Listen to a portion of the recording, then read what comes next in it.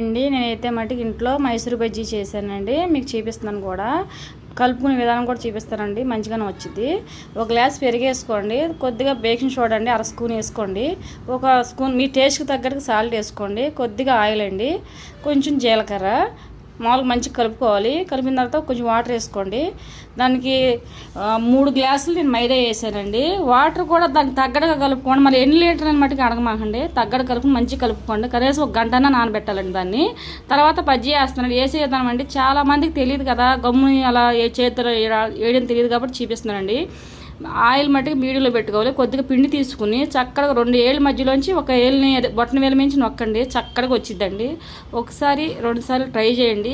బజ్జీ వేయడం మటుకు బాగా వచ్చిద్దండి. పిండి మట్టికి గంట సేపు నానాలండి. ఒకవేళ గమ్మున నానపోతే మట్టికి మీకు మట్టికి మైదా పిండి తగ్గించండి, 1/2 గ్లాస్ తగ్గించండి, 2 గ్లాసులన్నర మైదా వేసుకోండి. చూడండి నేను చూపిస్తున్నాను కండి, వేలతోటి అలా గుప్పిడి నిండా పిండి పెట్టుకుని కట్ చేయండి. ఈ వీడియోని ఇస్తే కనుక ప్లీజ్ లైక్ చేయండి.